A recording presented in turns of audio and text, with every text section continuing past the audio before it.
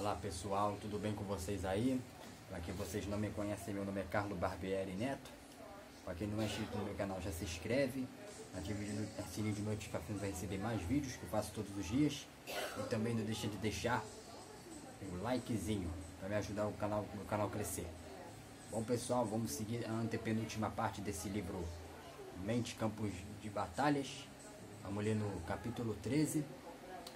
Mente, o maior campo de batalha. Toda a bênção espiritual é pelo nosso posicionamento e por nossa habilitação que tomamos a posse daquilo que é liberado no mundo espiritual.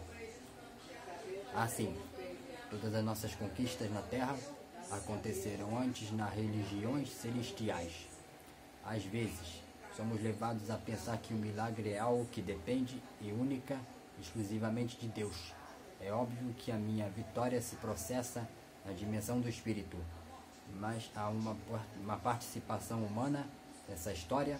Nosso posicionamento traz consequências positivas e negativas, e tudo o que fazemos é porque entendemos e cremos. A falta de entendimento nos leva a viver em situações onde arbitramos de forma errada. Só podemos tomar decisões corretas, o posicionamento correto, se tivermos o entendimento correto da situação. Renovar o entendimento significa transformação. Por isso, o apóstolo Paulo conclama, está escrito em Romanos capítulo 12, versículo 1 e 2. E diz o texto, está dizendo aqui, sim: rogo vós, irmãos, pelas misericórdias de Deus, que apresenteis o vosso corpo por sacrifício vivo, santo e agradável a Deus, que é o vosso culto racional, e não vos conformeis com este século, mas transformai-vos pela renovação da nossa mente, para que experimenteis a qual seja a boa e agradável e perfeita vontade de Deus. Vamos ler aqui. Uma das dificuldades é o fato de que o inimigo prepara contra você a barreiras muitas vezes palpáveis, sensíveis, visíveis no mundo material. As bênçãos são espirituais, por isso o justo vive pela fé que não pode ver. Escrito em Romanos capítulo 10, versículo 38. Romanos capítulo 10, versículo 3 diz aqui: porquanto, não conhecendo a justiça de Deus e procurando estabelecer sua própria justiça, não se sujeitarão à justiça de Deus. Mas que diz: a palavra está junto de ti, mas na tua boca e no teu coração está a palavra da fé que pregamos. Vamos ler aqui. Quando ao que o é maligno, forte, visível, costumeiro, comum a muitos, temos a propensão de receber como normal, como coisas da vida. Nosso entendimento é a mola propulsora da nossa atitude e também o esteio da nossa fé. Se a minha mente fica estacionada em ter verdades, passo de agir de forma errada. As minhas atitudes não são capazes de desabilitar o inimigo, além do fato de que, quando penso errado, enxergo a Deus de forma errada e me decepciono com o que considero não ser justo. É necessário receber um novo entendimento. A religião nos impede de enxergar o plano de Deus, ou seja, de ser abençoado. Que Deus quer me livrar em algum caminho a um plano traçado por Ele. É uma atitude que eu preciso tomar, mas eu não entendo.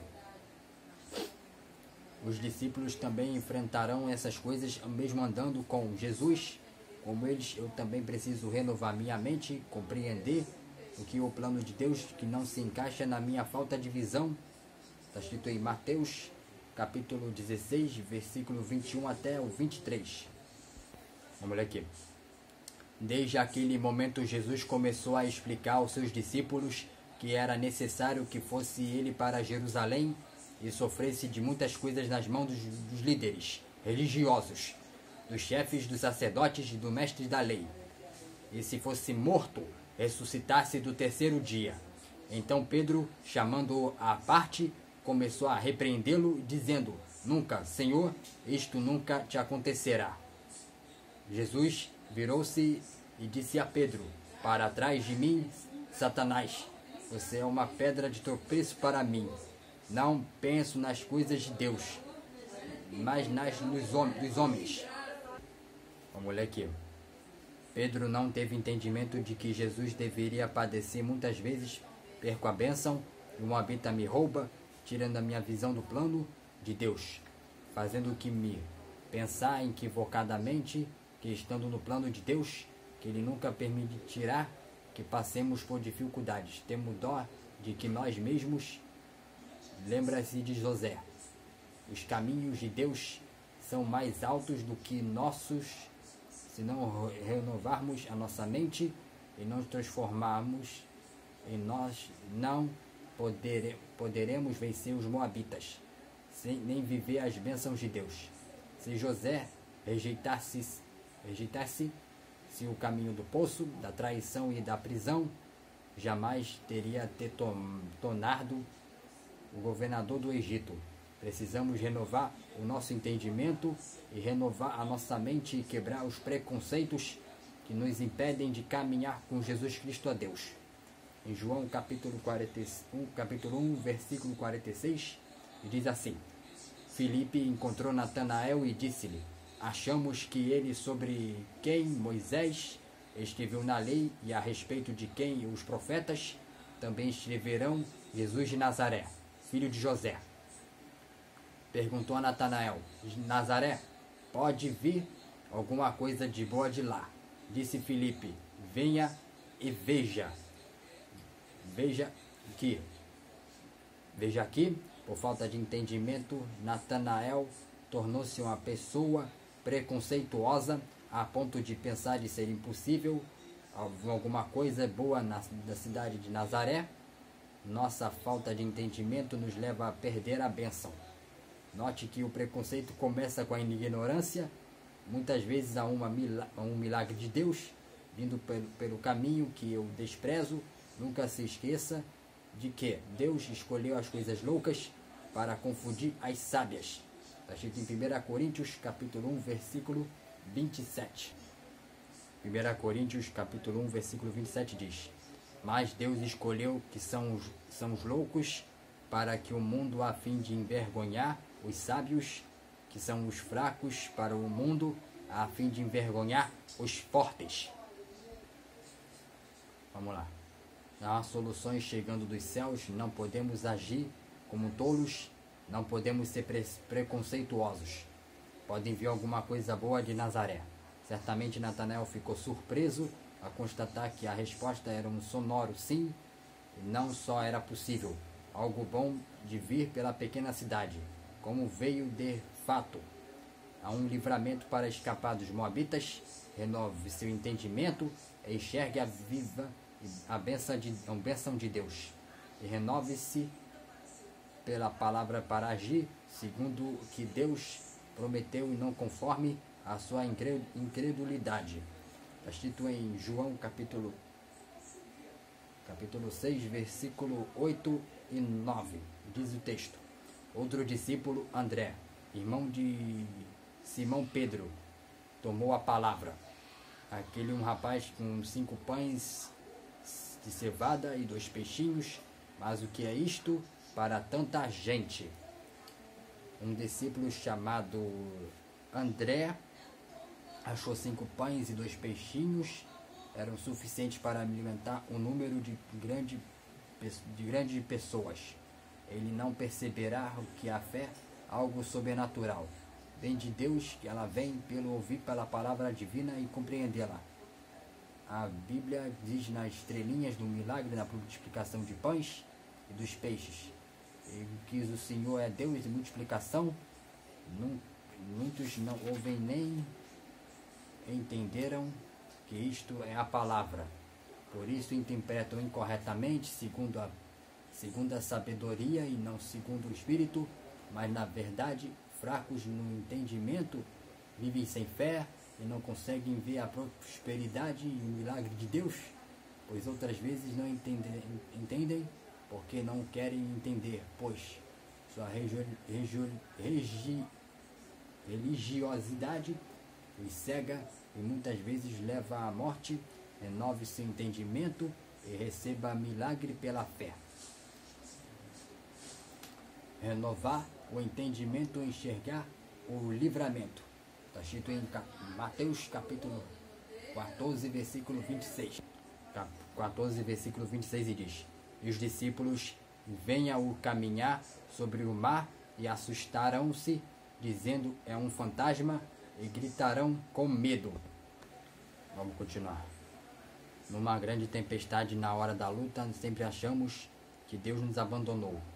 Nossas convicções são tragadas pelas tempestades e conseguimos ver um fantasma que não conseguimos ver a Deus. Não somos capazes de entender sobre o auxílio. Sempre vem do Senhor que o socorro sempre será o Senhor. Que Ele é capaz de andar sobre as águas. Às vezes entendemos que um fantasma pode nos assustar ou um demônio pode nos atacar, mas não conseguimos entender o amor de Deus, não compreendemos suas promessas de livramento, vivemos um relacionamento raso e não conhecemos bem o quem Ele é e não entendemos o que Ele faz. É urgente que o Senhor é quem lhe dá o livramento, Ele vai nos livrar dos moabitas. Sua mente renovada é capaz de entender o que Deus é, que Deus não nos criou para que nós afundássemos no mar da vida em meio de tempestade. A mente é renovada que Deus vai surgir no meio da tormenta, ordenando que ela se acalmasse e ela não terá outra opção senão obedecer a Ele. Não é cristão, nenhum fantasma, é Jesus. O cristão de mente renovada entende que não deve se acomodar com a bênção, mas precisa partir para algo maior. A gente tem Mateus, capítulo 17, versículo 4, diz o texto: Então Pedro diz a Jesus Cristo: Como é bom estarmos aqui, Senhor. Temos aqui, Senhor, se o Senhor quiser, eu armarei 3 barracas nesse lugar, uma para o Senhor, e outra para o Moisés, e outra para o Elias. Pedro apreciou a experiência de estar no monte da transfiguração, não entendeu que havia algo ainda maior para acontecer. Em muitas ocasiões acontece algo para similar conosco, ficamos deslumbrados, nos apaixonamos pela bênção e queremos ficar a vida toda nela. Eu estava vendo o que eu falei? Ah, sim, já lembrei. O Egito foi uma bênção para José, para o povo que mais chegou o tempo de partir para a terra que o Senhor lhe prometerá. Tudo tem seu tempo. Há uma terra prometida esperando por você. E por mim não podemos nos acomodar. Não com a conquista. Há pessoas que recebem uma bênção, uma revelação, ficamos pregando ou fazendo aquilo que a vida inteira não permitem que desdobramentos do Espírito os levem a algo mais. Dessa forma acabam nos impedir o plano de total de Deus. Deus tem promessas, renove sua mente para recebê-las. Assim que termino o vídeo por aqui, mas espero de coração que tenham gostado. Se gostaram, não deixem de deixar um likezinho maroto. Vamos deixar um likezinho para deixar o canal crescer. E até a próxima, pessoal. Valeu!